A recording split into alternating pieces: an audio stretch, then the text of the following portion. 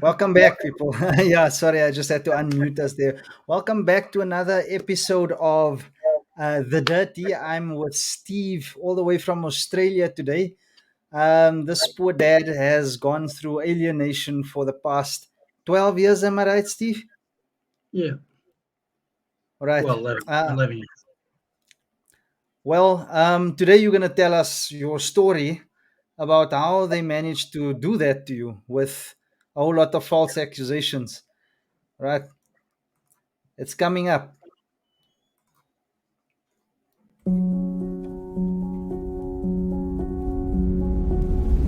Welcome to the Pain SA podcast, where we discuss the devastating and long lasting effects resulting from parental alienation. I'm your host, Dominic Charles, and I have been alienated from my daughter on and off for almost 12 years, and I've had no access or contact with my daughter since August 2021. The aim of this show is to create awareness, influence change in the legal system, and reunite fathers with their children. Please note that the users of all parental alienation intervention network South Africa, hereby known as PAIN SA, and all its subsequent media platforms, affiliated groups, projects, companies, take no responsibility or risk for the use of PAIN SA and related media entities such as Facebook, YouTube, Twitter, and all subsequent similar related media platforms used by PAIN SA. We accept no responsibility or liability for any views or related topics verbally, written, or otherwise by users on PAIN SA's media and or other platforms or entities as mentioned herein.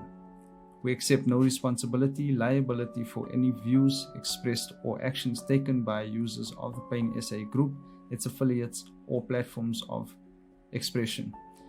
We accept no responsibility or liability to any person as a consequence of any reliance upon the information given on the site.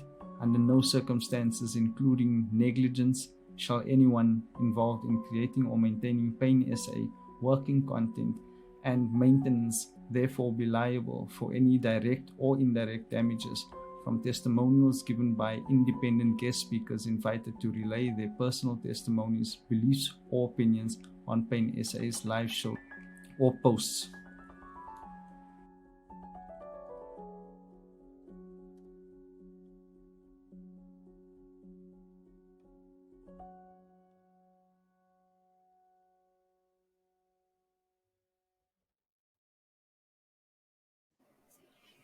Hey, welcome, guys. Can the two viewers that's on now just confirm for me if this live stream, if the sound is right? I know I've been having some problems the past couple of days with sound and connections and lights and all of that, but let's not talk about all of that right now. Steve, welcome, man. Where in Australia are you from? Hey, Dominic. I'm in a place called Service Paradise, Gold Coast, Australia. East Coast, about just above midway. Right, and from the little pre-interview that I've had with you, it seems like uh, l- here's a word of advice, guys. If you think you're running away from South Africa to Australia and you're gonna have different problems over there, think again. Steve, don't you want to tell us? Just take us back to a time before you were alienated from your son. What was it like then? Um, I'd start from the beginning. My ex was an industrial engineer. We had a short relationship. We were separated when she was pregnant, had a baby. We lived together but weren't actually cohabitating. I was with my son for 1 year from when he was 1 year old. I fed him, looked after him, had a secure attachment. That was okay, but after he was 1 year old, she decided to go into public housing and get government subsidies and pension. She got all free legal aid, and she stopped contact. So I was forced to go to court to get some contact, where in court they have it's a federal court. They have a in-house consultant, so it's a federal government consultant She's got on the stand and said there's the father committed extreme domestic violence, but wouldn't admit it, and there was never any domestic violence. The first time I ever heard about it, domestic violence at all, was when the government courts accused me of domestic violence. There was nothing in the ex affidavits. There was nothing in the police records or anything like that. So she got full custody, and we spent 8 years in court. Went all the way to appeals court, which is 3 judges. After 4 years, a psychologist sat down with my ex and did a report on the record on tape, and she admitted there was never any domestic violence. So the courts just ignored that fact that there was never any domestic violence. And also that they claimed that my ex was the primary attachment, which he wouldn't go to willingly. We got that on videotape. Yeah, so the courts are completely corrupt here. They're not interested in facts, laws, or law. They just it's just a money industry. It's worth about $21 billion a year for family law alone. So it's just a scam, it's a fraud here. Steve, you told me that government aid is pretty good there in Australia when it comes to a mother having sole custody. What's the payment like that? It's pretty common here. Single mothers here get subsidised housing. They get a pension worth about probably $600 a week. Plus they get payments from the fathers as well. And they get free legal aid, of course, and a lot of benefits. Free hospital, free health. Wait, so, I need to do a calculation on that quickly. Yeah, it's a lot. Yes. $600 a week. Let me just check what it's at now. Forgive me, guys. But hey, I might just try and get pregnant and go to Australia after this. Let's check. Actually, sorry, that might be $600 a fortnight. So that's $300. Probably about $300. Okay. Yeah. So it's probably about $350 a week, maybe. $350. Yeah, I'm not sure. I've never been on it myself. Okay, but $350 a week. So that's 3,800 rand over here. Okay, do the math, guys. Like Australia might just be the holy grail. Who knows? It is. It is actually probably the best benefits in the world. Oh no, Sweden's actually pretty good too. Yeah, but Sweden's also Sweden's got quite a good policy on parental alienation, though. Oh, really? Yeah, as far as I've seen, you should watch. I think I sent you the link for what's that? Erasing Family. Just watch that documentary, and you'll learn all about Sweden's policy there. Yeah, there you get divorced around your kitchen table, and you sign an agreement, and everything is dealt with amicably. Yeah, we like to use that word amicably, but doesn't work.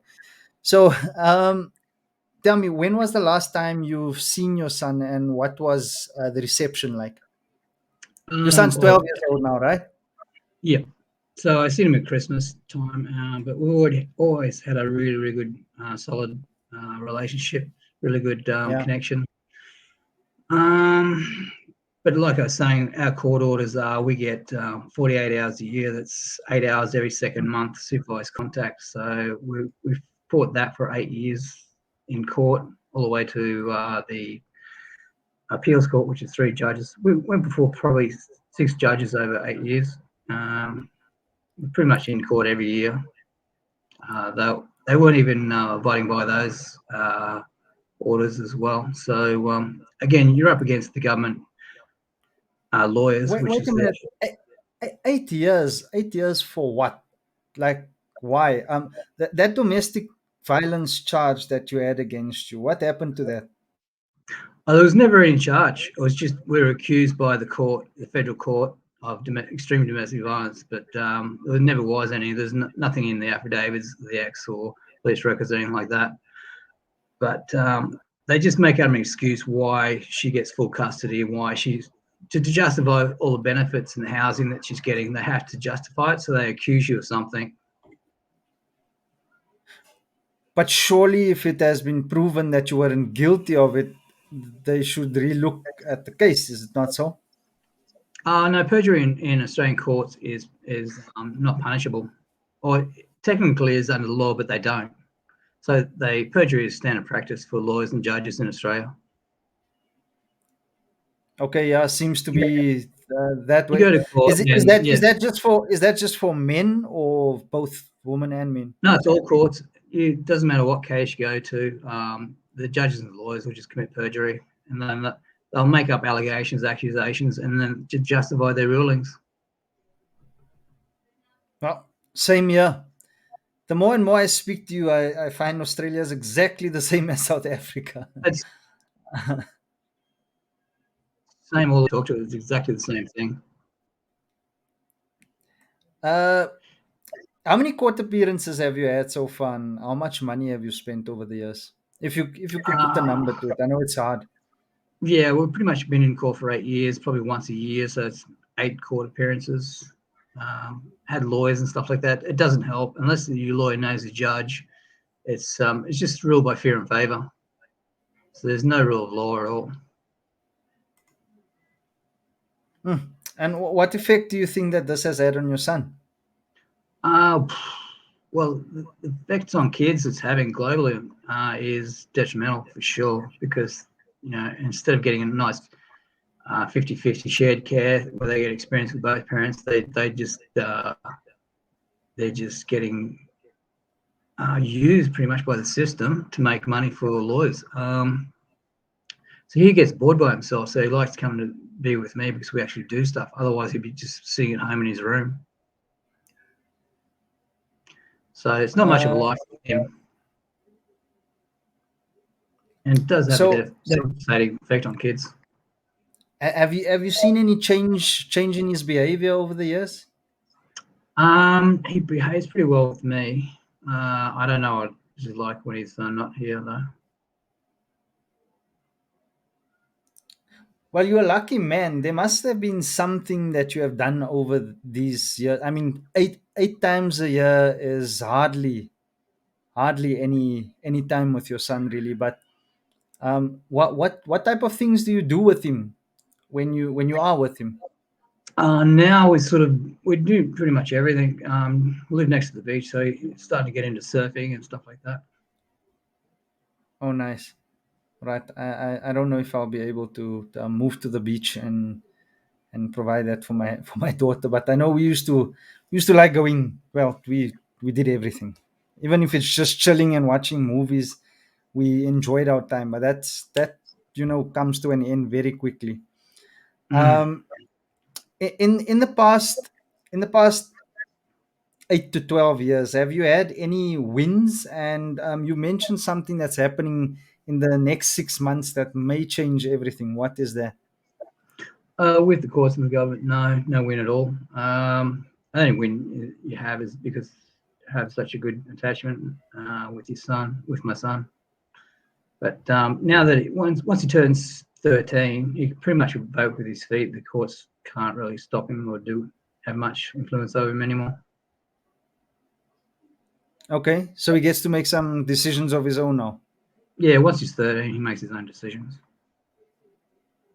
Okay. What do you think his decision would be, or what do you hope that would be? Well, pretty much he wants to spend all his holidays, school holidays, that with me. So try and work that in.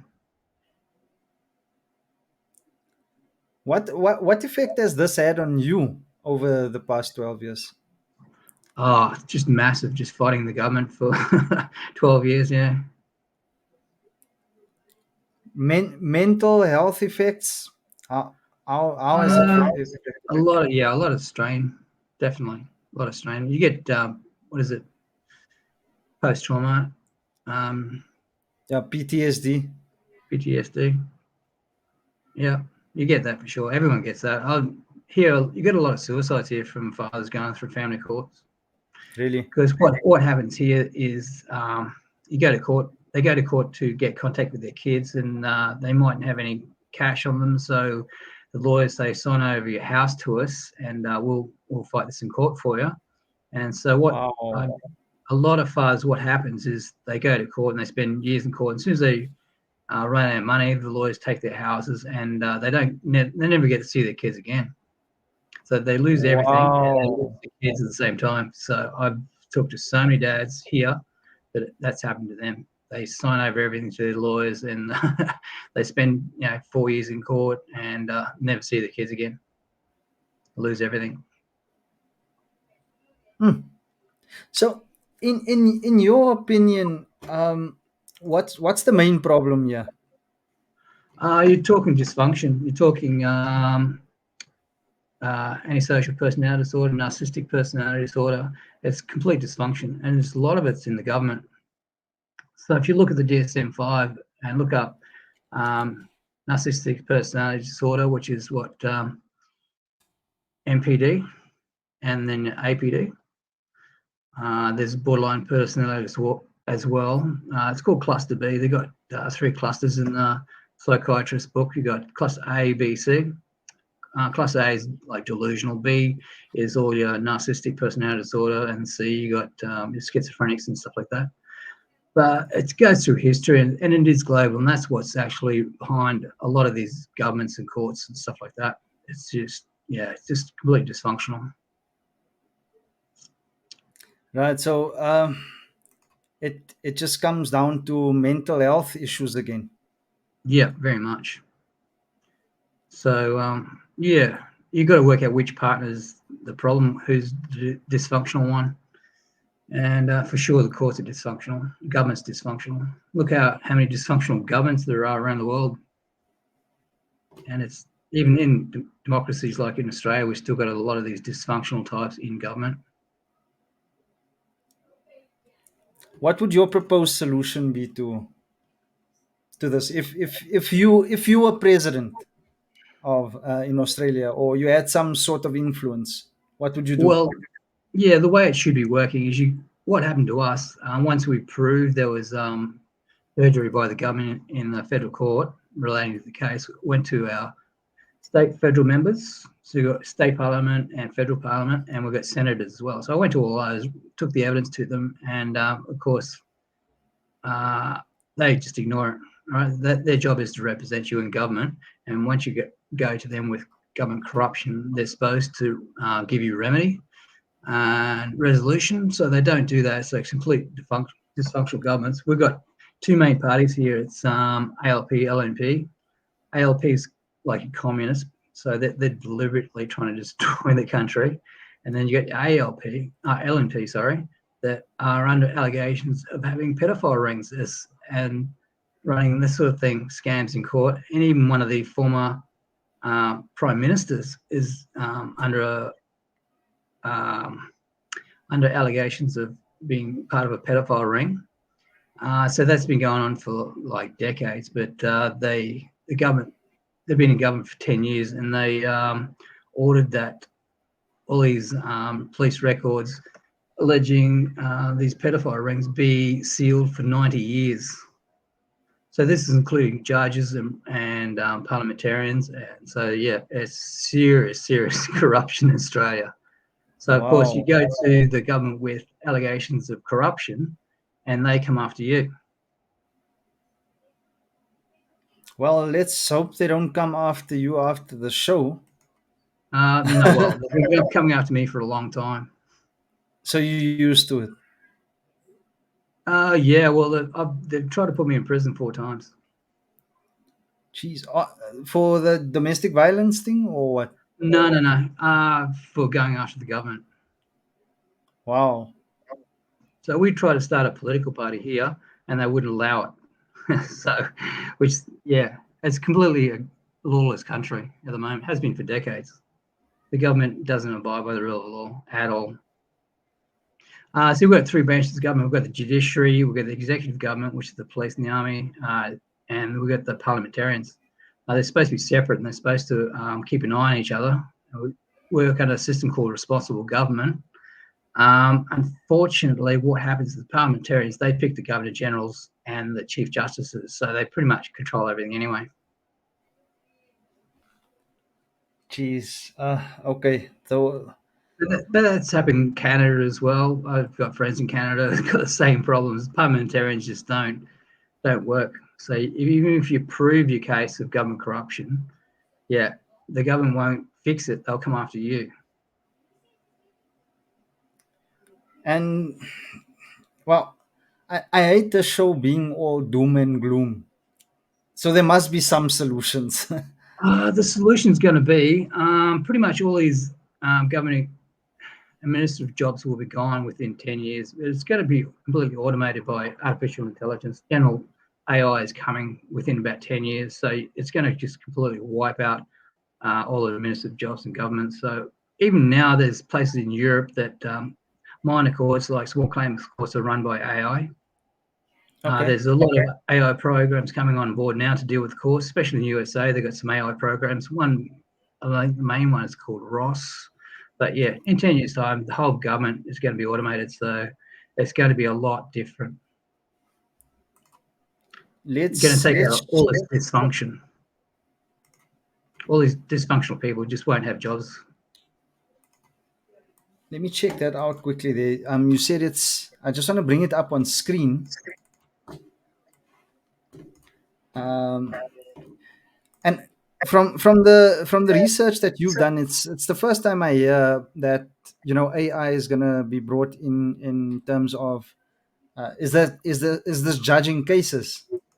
Yeah, in I think there might be small European country. They're using AI to do small claims court. It's coming on more and more. The people are developing AI to do administration jobs in government. Okay, and you said what was that system called? RAS. Ross, ROSS. Just go Ross Law. Google Ross Law. It should come up. RAS law. Let me just share my screen here quickly. Maybe you can help me with that.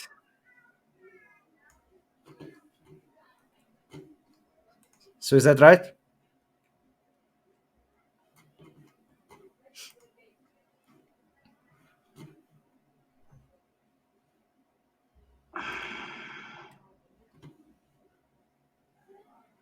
Here we go.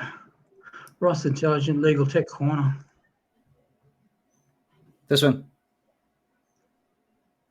Oh, are you sending a link? Oh yeah. Send it in the private Ross chat. Intelligent Access to Ross Intelligent Shutdown. No, that's not it. Yeah, I'll show you a link. I think there's more. But there's more and more programs coming online. Ross Intelligence. Oh, that might be it. Okay. Let's get this out there. Yeah, Okay. looks like it. Yeah, that's Ross. This is more a search program at the moment, but there's more and more coming on. And just tell us briefly, like what does the system entail? What type of cases does it handle, and how This one, accurately can it? this is North American, so we don't get to use it here. I think it's more of a search engine for a legal search engine, legal research. Right. Okay. So I'll look more into that. But yeah, these are the Yeah, types of solutions that we actually need. yeah, this is what's coming. And yeah, it's again about people knowing their rights, fathers especially. Yeah, yeah. Here, the system's so broken that the government just they don't recognise the law, rule of law, facts, rules, law. It doesn't. It's meaningless in court here. Yeah. So, Steve, that is pretty much the I would say the end of the interview. There's this one last question I've got here. Then we'll open up for questions from the viewers. We've discussed this briefly before the interview. So, what is a narcissist's worst fear, and how can you fight back against them? Since we've established that, yeah, we've established that mostly it's personality disorders. I mean, no normal person would keep a child from having a relationship with another parent, with the other parent. So yeah, how do you fight back? Well, the thing is, you got to recognize that these dysfunctional people, narcissists and psychopaths, sociopaths, whatever, pedophiles, they're completely dysfunctional. With the narcissists and psychopaths, particularly, they've got no conscience developed to raise kids and be a parent, parenting and stuff like that. So with the narcissists and psychopaths, it's all about control, and it comes down to fear. They fear not to have the control over other people. So and that's what's happening in governments. You look at these crazy governments around the world, Saddam Hussein, stuff like that. They get control of the country, and there's classes of them. There's like whole political parties just full of them. Same happened in Nazi Germany. It's happening again and again and again. And it's what people have got to really learn is the DSM-5, what's a narcissist, what's a psychopath, and that's what you're really dealing with. And once you can study the DSM-5 and their personality traits, you can actually learn to deal with it. But they're driven by fear. Makes sense. Makes sense. So I also done quite a lot of research, and I mean, just you can go on YouTube and find tons of information about these three personality disorder types. Do you know what the difference is between sociopaths and psychopaths, though? Sociopaths, just a different scale from a psychopath. Psychopath is when they start killing. A sociopath is like your car thief and stuff like that. Well, I've actually found a interesting. Sorry, I found an interesting YouTube video from, I don't know if you follow Dr. Ramani, but she's always talking about these personality disorders, how to work with narcissistic parents and so forth. But she broke down a nice one here. Let me see if I can find that video quickly. So she says that narcissists, the difference between a narcissist, a sociopath, and a psychopath is not much different. The narcissist does they do things and hope that you don't get hurt. The sociopath does things because they want you to get hurt, and the psychopath, well, same thing there, and they to the extreme. But the only difference between a sociopath and a psychopath is that a sociopath is made so they can learn those traits. They're not born Okay. that way, Yeah. and the psychopath is born that way. Yeah. Okay. So the psychopath is genetic, narcissist is genetic, and sociopath is more borderline personality disorder. So you Yeah. got the four things in cluster B's. You got the borderline personality disorder, histonic personality disorder, narcissistic personality disorder, and antisocial personality disorder. So yeah, narcissists and psychopaths are pretty much genetic, and borderline is probably a sociopath. Learned Yeah. traits. So it is extremely important. I just want to share the screen again here. I'm not going to play the video, but this is the video that I watched, and it actually, well, this is the longer version. There's a shorter version of it. I'm going to share this link here in the description. Sorry, in the comments, and you guys are free to actually check that out. We've got Brad here saying it's pretty much the same in SA. Yes, it is, Brad. uh, no difference. That's why I said in the beginning of this show that, you know, uh, if you're thinking of going to Australia, thinking that there's a better life there, just bear in mind that the justice system is almost the same, if not exactly the same, if not worse. I don't know Same in anymore. USA as well. USA, it's Europe, it's all the same. Actually, in Japan, it's a bit different. The mother gets full custody straight away, and she doesn't have to share do anything. So it's an automatic in Japan that they get full custody. Wow. Mm. I'm going to open up for questions, guys. Are there any questions? What I am going to do, I think I'll actually just play this video here quickly. I think it's very relevant. It's extremely relevant to what we've been speaking about here. and we're going to take a quick break. When we come back, we'll open up for questions if there are any. Comment below, and I'll bring them up on screen as soon as we are back.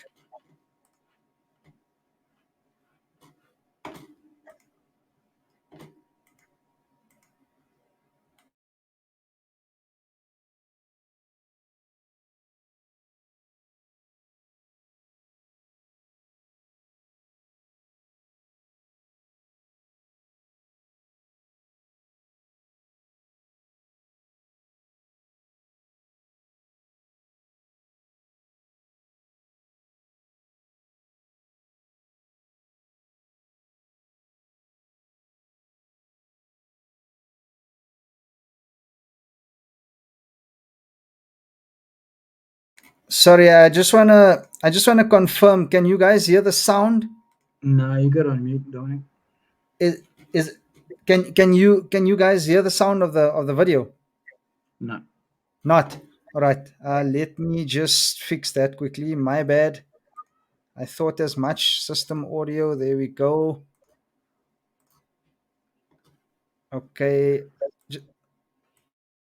Steve, just give me a thumbs up if you can hear it. Them to remember right off the bat.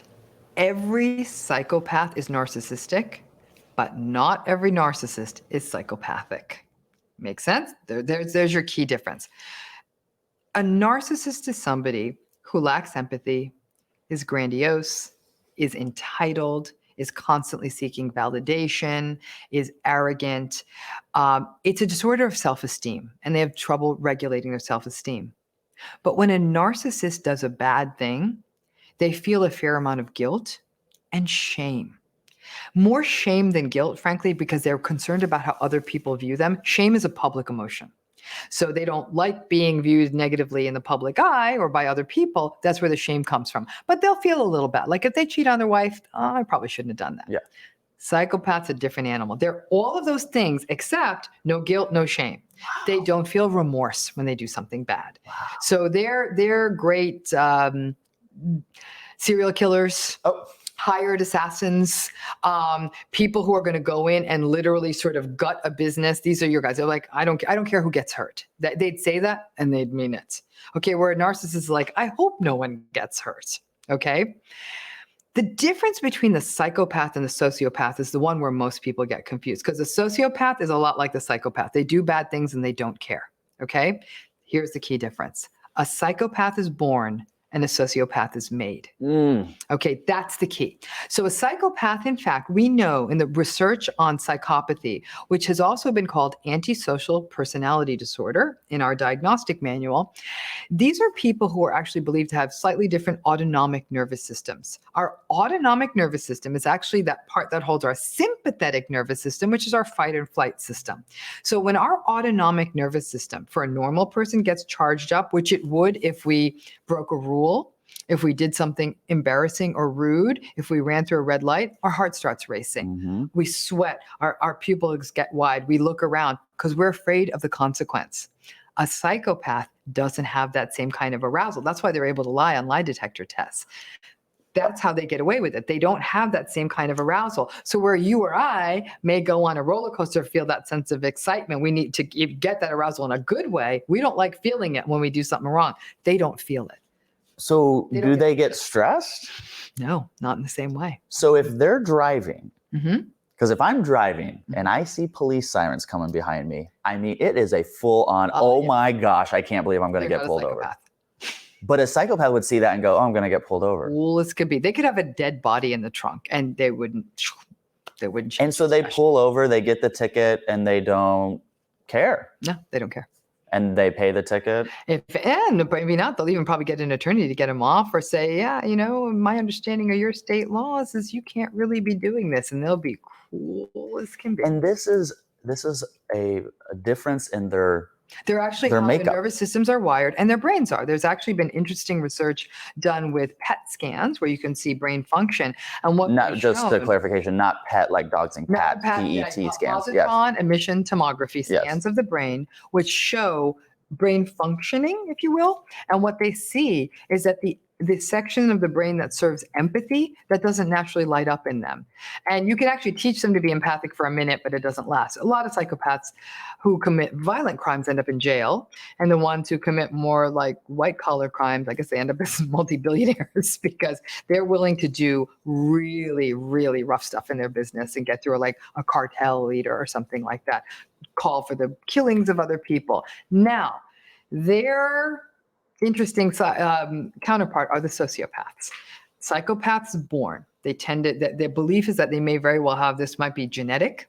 In fact, psychopaths often have fathers who have lots of antisocial tendencies. Now, how much of it is learned, how much of it is genetic, it's a little bit harder to suss out. But we do see that there is that difference in your true psychopath. They also tend to have really glib, shallow charm. They tend to be really intelligent. That's why they get away with stuff. If they were they've learned behavior to assimilate into society. Oh yeah. But it's all a facade. It's all a facade. They're so charming. So if they're born this way, would a 3-year-old then not get stressed out if it got scared? So that's incredible. So what we see when we diagnose antisocial personality disorder, which is sort of our diagnostic equivalent of being a psychopath, in order to get that diagnosis, you have to have shown a pattern prior to the age of 15 of things like truancy, violence towards other kids, stealing, skipping school, and not felt bad about it, setting fires. They just do it. They don't care.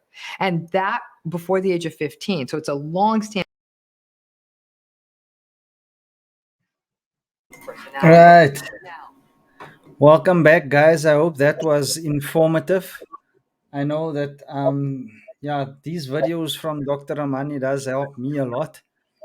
Just try and figure out how to deal with people better, just as a whole.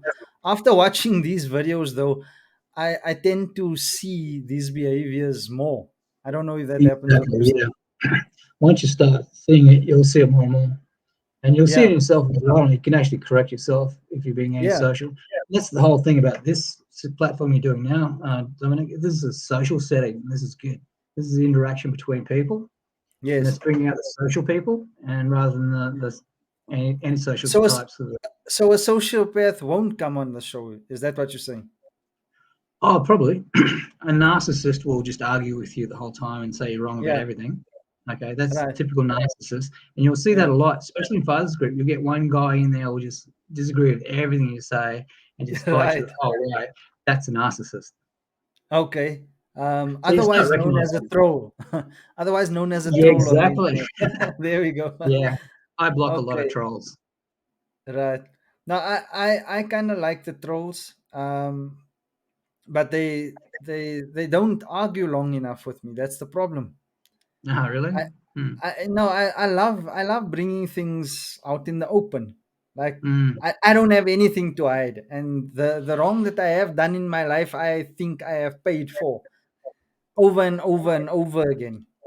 There's nothing I've got shame about. You know what I'm saying? That's the thing about humans. It's human to error, but humans will correct their errors. All right? Yes. Narcissists and psychopaths won't. They'll just argue and argue. They'll always put the blame back on the victim. Yes. The courts do. They blame the victim. The courts victimize people and say it's the victim's fault. They look for excuses why they're actually making rules and orders against the victim. Yeah. So it's your fault. It's your fault you got PTSD. Yeah, exactly. Wow. Right. So I didn't get any questions or comments from anyone today.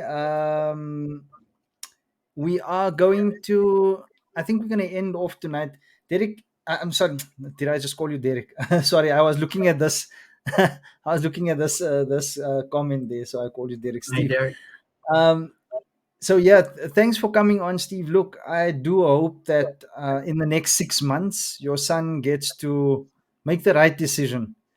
As you mentioned, you've always had a good relationship with him, so I'm sure he will. And do you have any tips for parents to maintain that relationship? Well, just do as much contact as you can. But what you've got to think of is kids are going to grow up and they're going to start voting with their feet. So you don't want to spend all your money in court. You don't want to sell your house, give your house to lawyers and stuff like that. And that's what's happening here. Yeah. Lawyers are just signing people up, sign over your house, and we'll do this in court for you. They lose the kids, lose the house, lose everything. And you got to Right. realize this, the courts are a scam. They're not interested in law or cares or truth, facts. They're just interested in making money. Most lawyers are sociopaths, psychopaths, narcissists, and pedophiles, right?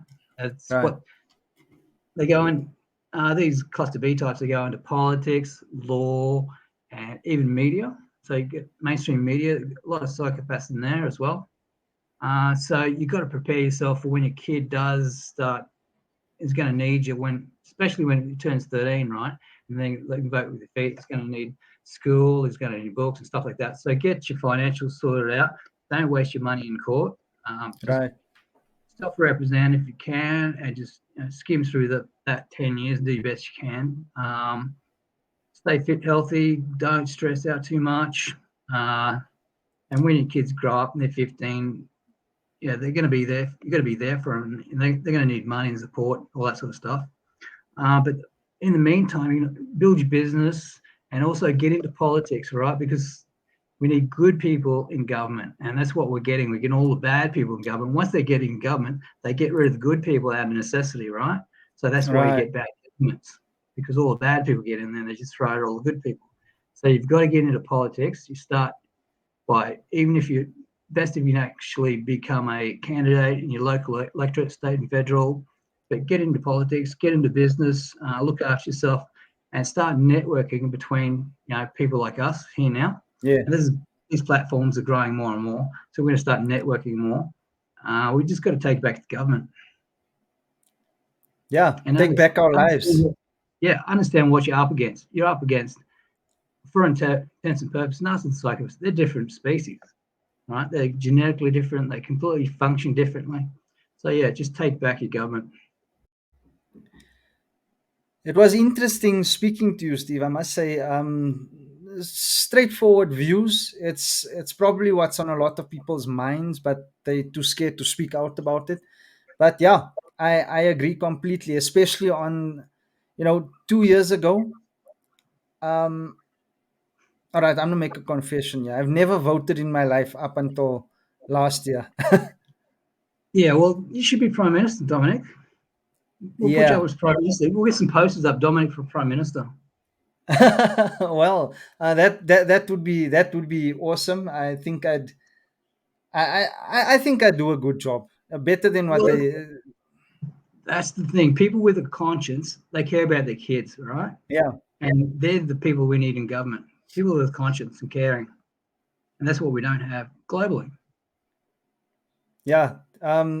It's fine saying you need to stop making decisions with emotion, but there's a fine line. You need to have emotion and logic to make a good decision.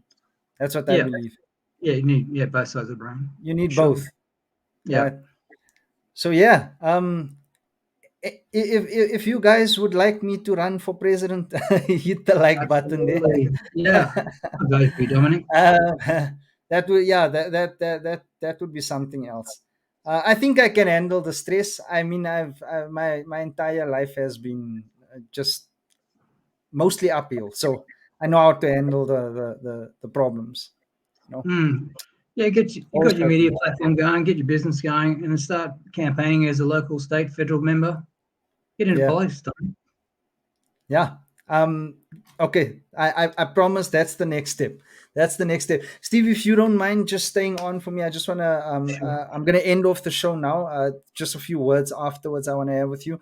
If you have any comments or questions for Steve, please leave them in the comments. We will be reading them. If you'd like Steve to come on again and just speak about, look, this is a worldwide problem. We're always going to have this problem if we don't start creating awareness about it. And this is the plan. It's creating awareness first, and then moving into educating people, and then taking massive action. Okay. We can only do that if you help spread this message. So please don't forget to like, share, and subscribe.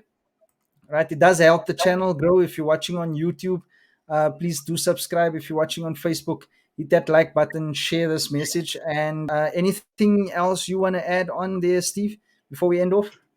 Just leave my link from Facebook there if anyone wants to get in touch. Okay, just drop it in the comments there, and I'll I'll add it to the description after this. Sure. All right. Awesome. We're Thanks going to again start for networking, get people working together, start taking back our government. It's all about taking back the government. Absolutely. Well, there we go, guys. Leave your comments. What do you think is the solution, the main thing standing in the way, and how we can solve it? Okay. And let me know what you guys would like to talk about on the next show. I know I do have an interview again on Thursday. So tomorrow I want to go live, and I want to know what's the hot topic for you regarding parental alienation. What's the one thing standing in the way of you having access to your kids again? Okay, leave it in the comments. We'll talk about that tomorrow. On that note, I'm out. Have a good evening, guys. Thanks, guys. Bye-bye.